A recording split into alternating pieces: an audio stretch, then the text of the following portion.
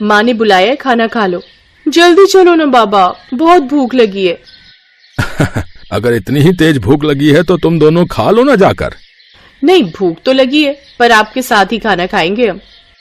अच्छा, बस 2 मिनट रुको, फिर ये वाली क्यारी की गुड़ाई कर दूं, फिर आता हूँ। है ठीक है बाबा, जल्दी करो वरना खाना ठंडा हो जाएगा। काव्या की बात सुनकर हरिया मुस्कुरा दिया और अपना काम खत्म करने में लग गया। ये कहानी हरिया की इन्हीं 2 बेटियों की है जिनके नाम थे काव्या और कीर्ति। दोनों बहनें अपने बाबा हरिया और माँ गीता के साथ गांव में रहती थी, जहां उनके घर के ठीक सामने उनका बड़ा सा खेत था और खेत के बगल में एक बड़ा सा तालाब भी था। फिर उस दिन घर जाते हुए, बाबा ये खेत तो हमारे काम का है, लेकिन ये तालाब हमारे किसी काम का नहीं है, आप इसे बेच क्यों नहीं देते? हाँ, और इसे बेचकर जो पैसे मिलेंगे उससे हम बढ़िया बढ़िया चीजें खरीदेंगे। ऐसा कभी मत करना मेरी बच्चियों, ये तालाब तुम्हारे दादाजी की आखिरी निशानी है। पता है, कई साल लगाकर उन्होंने बड़ी मेहनत से इसे खोदा था। क्या सच में अकेले ही उन्होंने इतना बड़ा तालाब खोद दिया? बातें करते हुए हरिया और उसकी दोनों बेटियां अब घर आ चुके थे। हरिया की पत्नी गीता ने उन सबके लिए खाना लगा दिया और सभी एक साथ खाना खाने बैठ गए। फिर खाना खाते हुए, बाबा आगे बताओ ना फिर क्या हुआ? अच्छा, तो तुम दोनों पूरी कहानी सुनना चाहती हो? हाँ बाबा, बताओ ना। तो फिर सुनो। एक बार की बात है, हमारे गांव में कई साल पहले भयंकर सूखा पड़ा। बड़ी मुसीबत की घड़ी थी वो, पर उस घड़ी में भी तुम्हारे दादाजी ने हार नहीं मानी। उस साल बारिश नहीं हुई थी तो किसी के पास कुछ करने के लिए था ही नहीं। फिर क्या हुआ बाबा? फिर उन्होंने सोचा कि अगली बार कभी ऐसी स्थिति बने तो हमें उसके लिए पहले ही तैयार रहना चाहिए। तो उन्होंने उठाया फावड़ा और अपने ही खेत में उसे चलाना शुरू कर दिया। सूखे खेत में बाबा? हाँ, सूखे खेत में। फिर वो फावड़ा चलाते गए। गांव वालों को लगा कि वो पागल हो गए हैं, लेकिन ऐसा नहीं था। कई महीनों तक वो अकेले ही उस खेत को खोदते रहे और फिर धीरे धीरे उसने एक बड़े से गड्ढे का रूप ले लिया, यानी वो तालाब बन गया। फिर उसमें से पानी निकला बाबा? ऐसे थोड़े ही निकल आता है पानी। फिर उन्होंने इंतजार किया। जब बारिश आई तो सब देखते ही रह गए, क्योंकि बारिश के बाद वो बड़ा सा गड्ढा सुंदर सा तालाब बन चुका था और उसमें ढेर सारा पानी जमा हो गया था। तब जाकर गांव के लोगों को समझ आया कि बाबा ने असल में बारिश के पानी का संचय किया है, जो अगले साल की बारिश तक सबके काम आने वाला था। अरे वाह, दादाजी ने तो कमाल कर दिया। अब तुम्हारे दादाजी नहीं हैं, लेकिन उनका दिया हुआ ये तालाब और उनकी सीख की मुसीबत की घड़ी में हार नहीं माननी चाहिए, ये आज भी हमारे साथ है बेटा। हाँ, सही कहा आपने बाबा।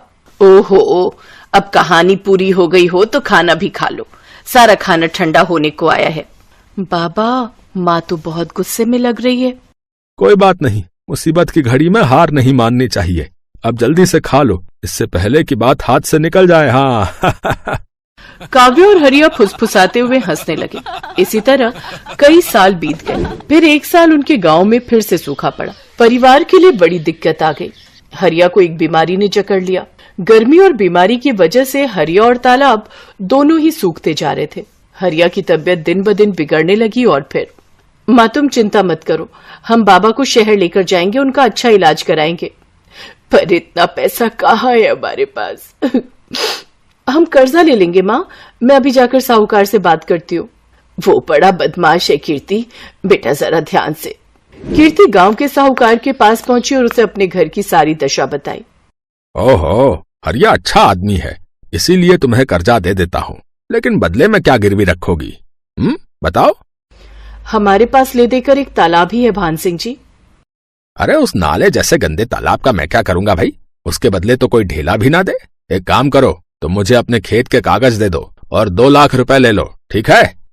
कीर्ति अपना खेत गिरवी नहीं रखना चाहती थी, क्योंकि ले देकर उनकी कमाई का एक वही जरिया था।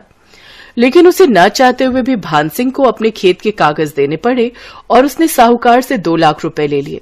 माँ तुम चिंता मत करो, देखना बाबा का इलाज अच्छे से हो जाएगा, वो पहले की तरह एकदम ठीक हो जाएंगे। हाँ, भगवान करे ऐसा ही हो। थोड़ी देर बाद पूरा परिवार बस में बैठकर शहर के लिए निकल पड़ा। वो लोग शहर के एक बड़े अस्पताल में पहुंचे, जहां उन्हें पता चला कि हरिया की किडनी खराब है और इलाज में 4 लाख रुपए लगेंगे। अब गीता और दोनों बहनें चिंता में आ गई। उन्हें फिक्र सता रही थी कि बाकी पैसों का इंतजाम कैसे होगा। तभी कीर्ति तू एक काम कर, तू काव्या को लेकर गांव जा। वहां छोटे वाले कमरे में एक पुराना संदूक है, उसमें मेरे चांदी के कुछ गहने हैं, जल्दी से वो सब लेकर आ जा। पर माँ उनसे क्या होगा, हमें पूरे 2 लाख रुपए और चाहिए। अरे कुछ तो होगा, बाकी का भी देख लेंगे।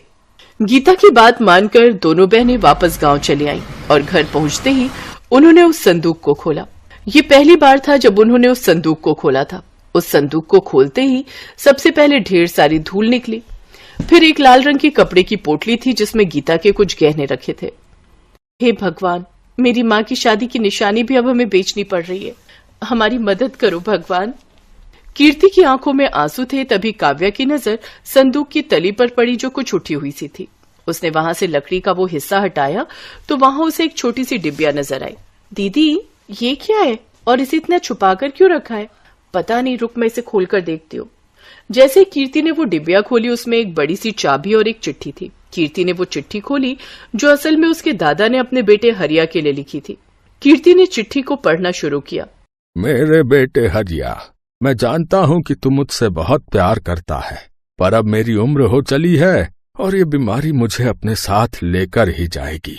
तूने अपनी जिंदगी भर की कमाई मेरे इलाज पर खर्च कर दी, लेकिन ये ठीक बात नहीं है।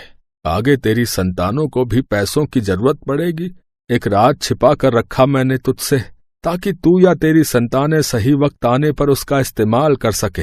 तालाब की खुदाई करते वक्त मुझे कुछ मिला था। ये चाबी तेरी सारी समस्याएं खत्म कर देगी। बस याद रखना कि ये चाबी असल में मेरे दिल की है। दीदी क्या दादाजी ने पैसे या गहने छुपा कर रखे होंगे कहीं? हाँ काव्या, लगता तो ऐसा ही है।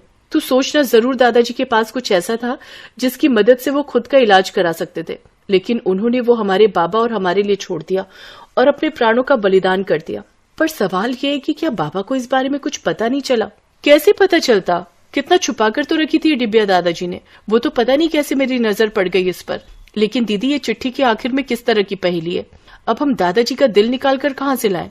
बुद्धू वो किसी तरफ इशारा कर रहे हैं। उन्होंने कहा कि ये चाबी मेरे दिल की है। इसका मतलब कोई ऐसी चीज जो उनके दिल के सबसे करीब थी।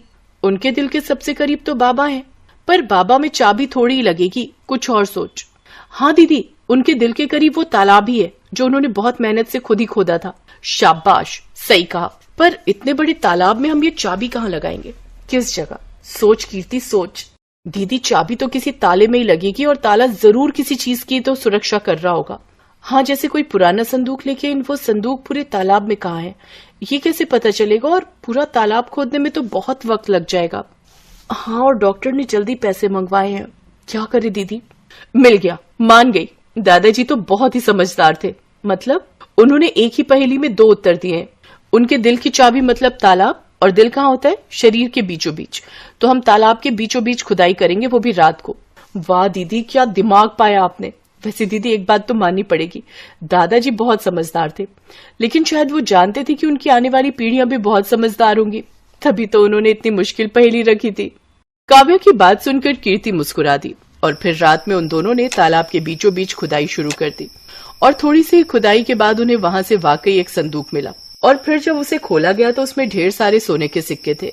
दीदी क्या ये सोने के सिक्के हैं? हाँ काव्या, दादाजी ने सही कहा था कि सारी मुश्किलें हल हो जाएंगी। दादाजी भले ही चले गए, लेकिन वो जाते जाते हमारी सबसे बड़ी मुश्किल हल कर गए।